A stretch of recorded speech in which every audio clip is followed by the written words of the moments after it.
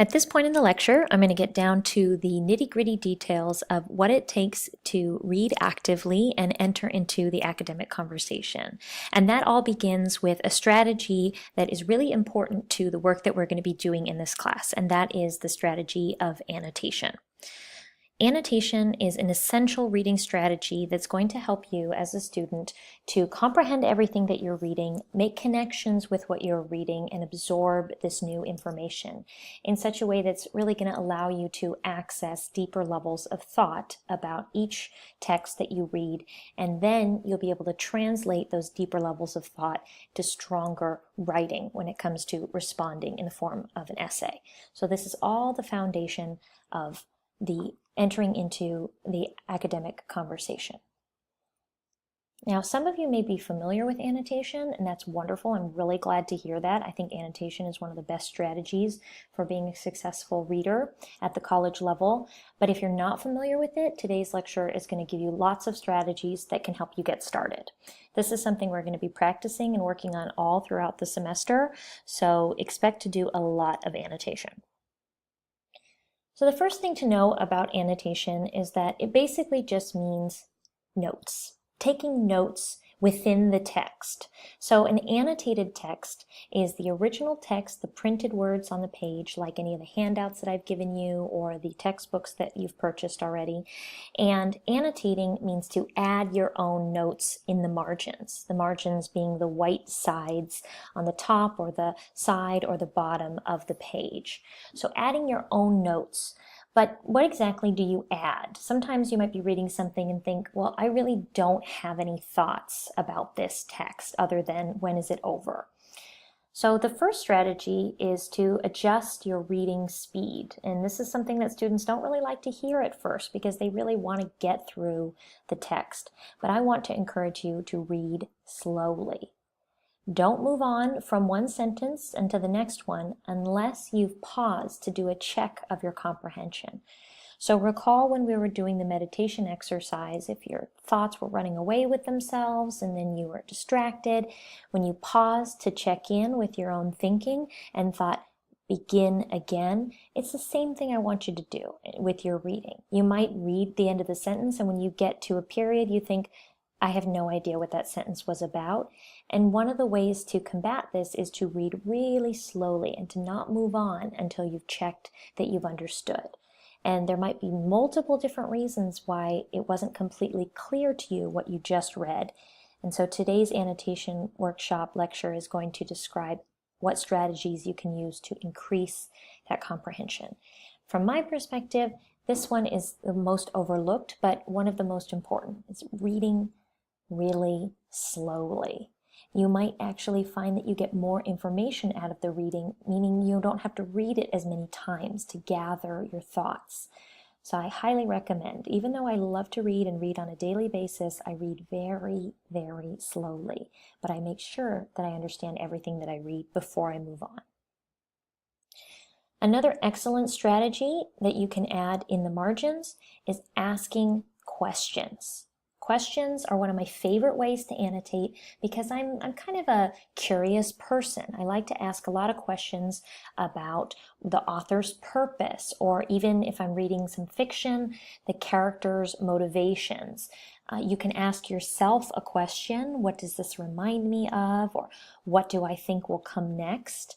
There's tons of questions you could ask yourself, but I find that especially for someone who doesn't really know where to get started, with annotation, if you pause at the end of a paragraph and ask yourself a question, or think of a question you'd like to ask either the author or a character or about the general topic you just read, question asking is a great starting point for writing notes in the margins, aka annotating.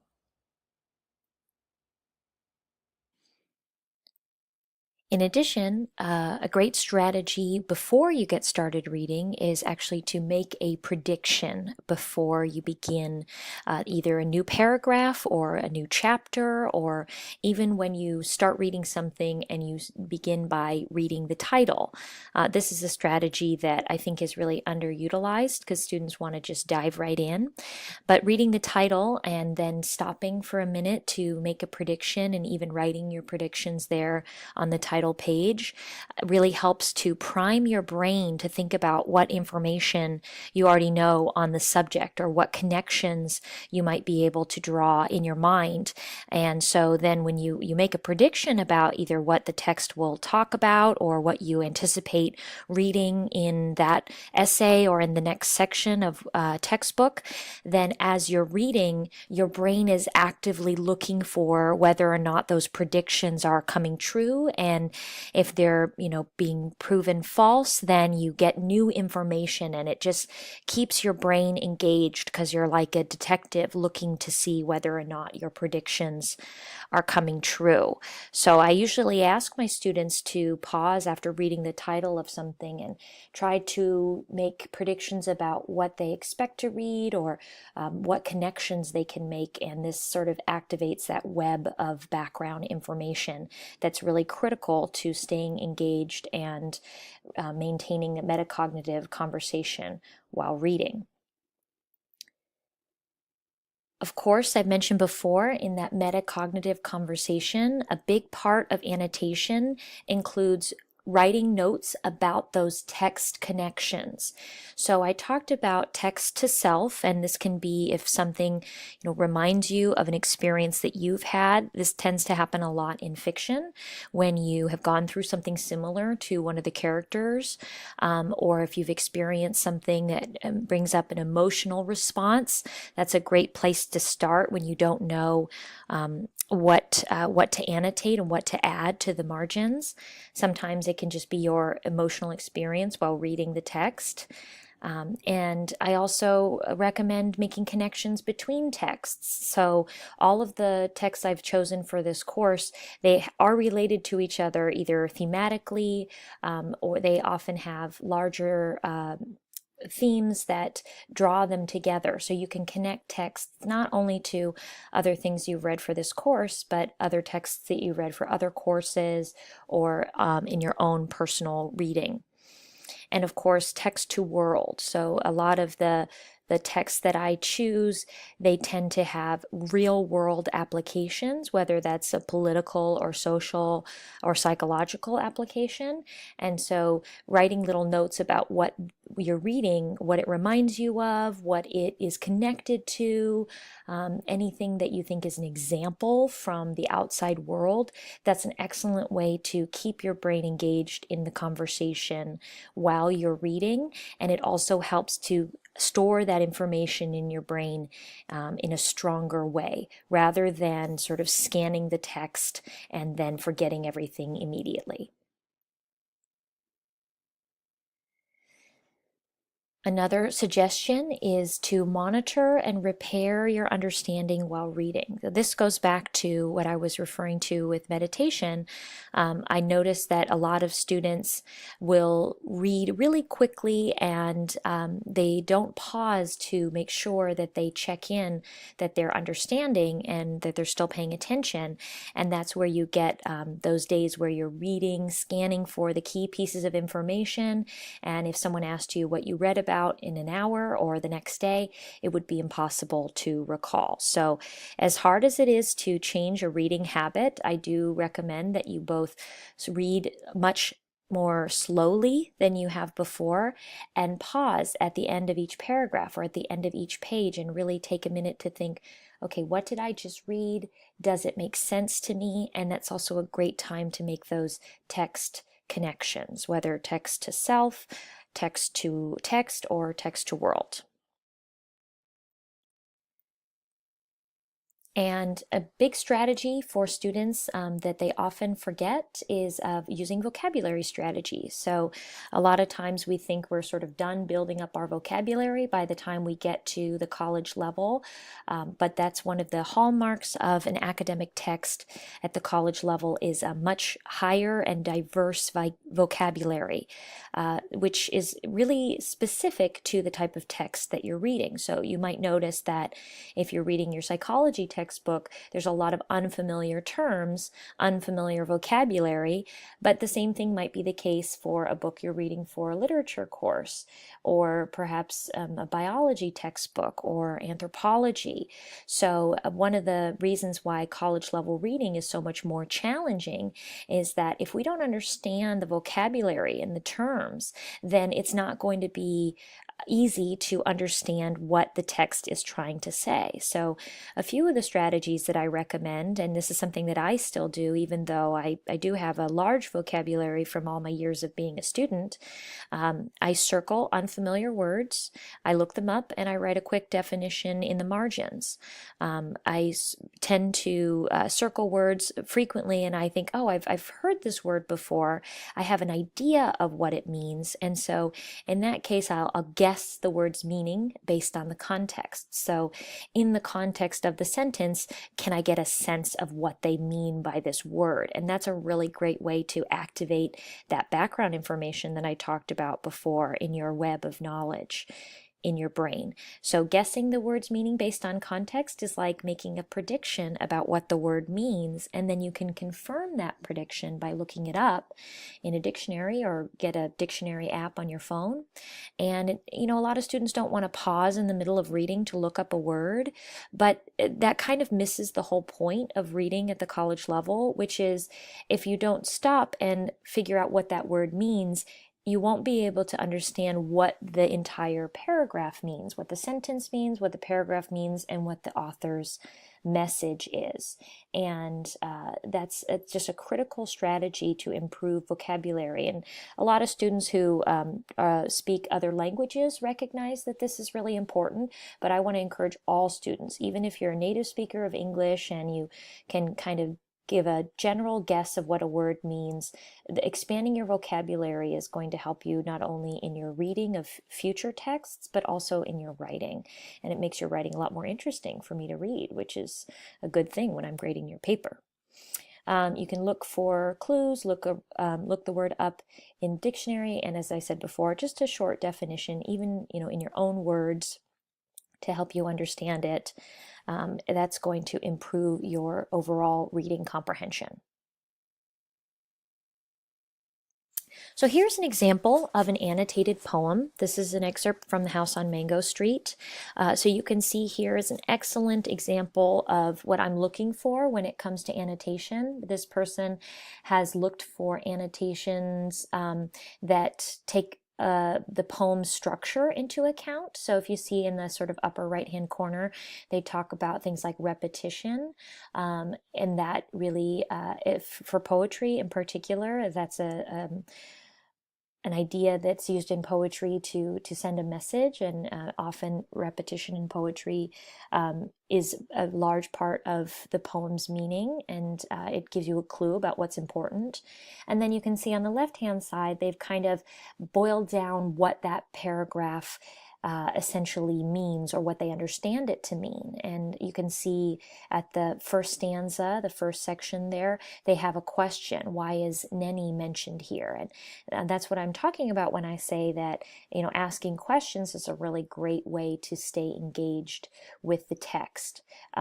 This person also pointed out things like adjectives and verbs. So, if they're not sure about the purpose of a word or the meaning of a word, it can be useful to figure out what part of speech it falls under, if it's an adjective, a verb, a noun, an adverb. That can sometimes help understand the context and give a clue to the meaning or the purpose of the word. They've even pointed out an example of simile, which we will talk about this semester. And then down there in the bottom with the little cloud symbol, which I guess is meant to sort of boil down the essential information, they have pointed out symbolism, and that's going to be really important when analyzing poetry. Here's a couple more examples, and this might look like a lot, but when it comes to annotation, you can never have too much. As long as there's still room on the page, you can add more. A lot of students really just kind of want to do the reading and then forget about it. That's just not what we're doing in this class. You're going to be really writing in those texts, spending time with the texts, and you will see how much more you get out of reading when you slow down and you annotate, you make connections, and you start to notice some of the patterns in the text. It's kind of like unlocking a puzzle for what the author's purpose and what their meaning was. And that helps you when it comes to analyzing things like poetry or literature or articles on topics that might be otherwise very challenging and easy to sort of zone out. And on the left-hand side, you can see here there's some sticky notes. Some students like to use sticky notes. I'm not usually a big fan of those because I think the best place is right there in the text. I think it's very distracting and distancing to have all your notes on sticky notes because they cover up the actual pages of the text. So the books for this class are not that expensive. Just to know that you're not going to be able to sell it back with writing all over it, but that's not the point. My purpose in choosing those books is to choose something that you enjoy reading and that you want to keep because you've got a lot out of it from the process of reading, annotating, discussing, and responding, also known as the academic conversation. So one thing I want to note really quickly is a lot of students get excited about annotation because they love highlighters. And don't get me wrong, I love a fresh highlighter. And, in the first few weeks of the semester, I always have a new pack of highlighters with me. But highlighting is not the same thing as annotation. And there's a few reasons for that. And one is when students are reading, they might read the first sentence of a paragraph and they think, oh, that's a really important sentence. I should highlight that. So they do. And then they read the next sentence, and the next sentence actually gives them even more important information that goes into detail about what the first sentence sort of introduced. So they think, well, this detail is way too important for me to not highlight it, and they highlight it as well. And then they get to the next sentence, the last sentence in that paragraph, and it kind of sums up all of the ideas and really draws a larger conclusion, and it's clearly very important. So they think, well, I have to highlight this as well, and they end up with an entire page that's highlighted, and that sort of defeats the purpose. So I usually recommend to students that highlighting should be used at the maximum for 2 sentences on a page. Any more than that, and it just becomes, a waste of ink. Highlighting can be useful for things like looking up vocabulary. Sometimes people don't want to circle the vocabulary, they want to use a highlighter. I think that's great, but it's not annotation. It's not a conversation. Highlighting is just pointing out the words of someone else, like that person who never contributes anything to a conversation but just kind of nods their head. That's what highlighting is in the metacognitive conversation.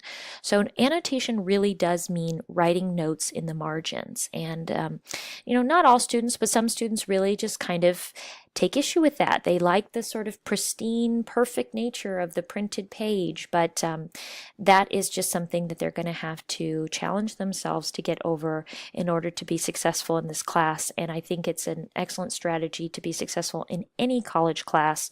So I do highly recommend it. You'll also find if you have put a book down and you've annotated, read something, you put it down, when you come back to it, either weeks or months or years later, and I speak from personal experience, your annotations really help you to bring back immediately everything you learned in that text. And so highlighting doesn't have that same ability, especially because we're not really good at figuring out what is the key piece of information. All of it seems important because it's all part of the text. So if you are a big fan of using highlighters to highlight key pieces of information, I want to strongly recommend that you wait until you're rereading a section of a text. So you've read the essay, you've looked for new vocabulary, you've annotated in the margins, making predictions and asking questions and, making those text connections.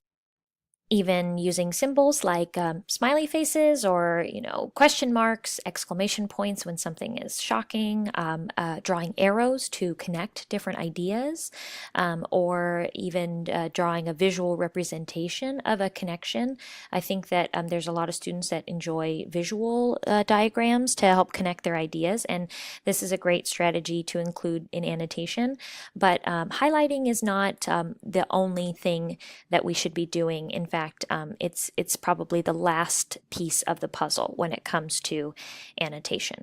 But if we have all of these elements together, we have all of our text to self connections, text to text, text to world, and we're looking up vocabulary and we're drawing symbols to make connections, then we can go back into the text and use our highlighter to pull out key pieces of information. Or if you're writing an essay, you can use a highlighter to identify the quotes that you would like to use in your paper, or the evidence that you want to paraphrase to support your argument, which we will talk about more when we talk about structuring our body paragraphs when we get to the essay writing.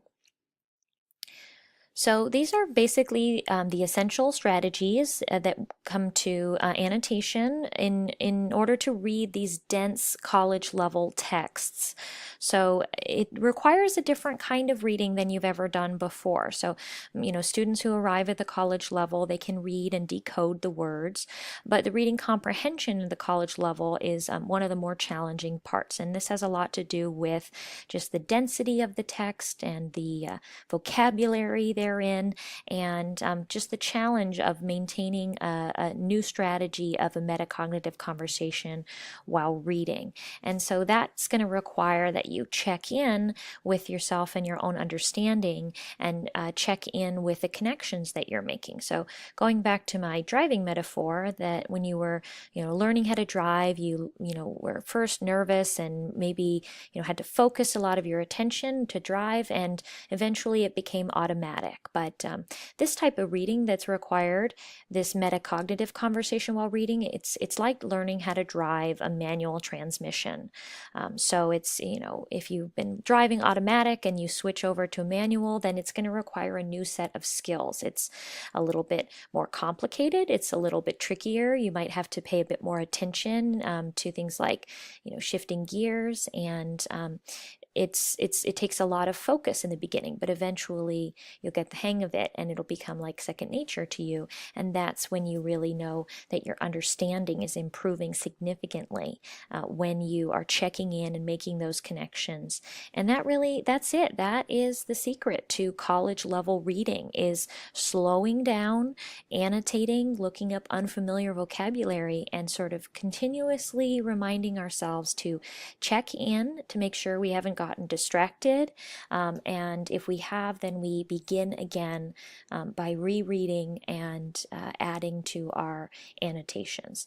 And so that's exactly what we're going to be doing in this class. So we're going to be putting that into practice. You will be doing a lot of annotation in this class, and I hope that you'll see by the end of the semester just how valuable of a tool this can be for college level reading and writing, also known as entering into the academic conversation. Thanks for watching.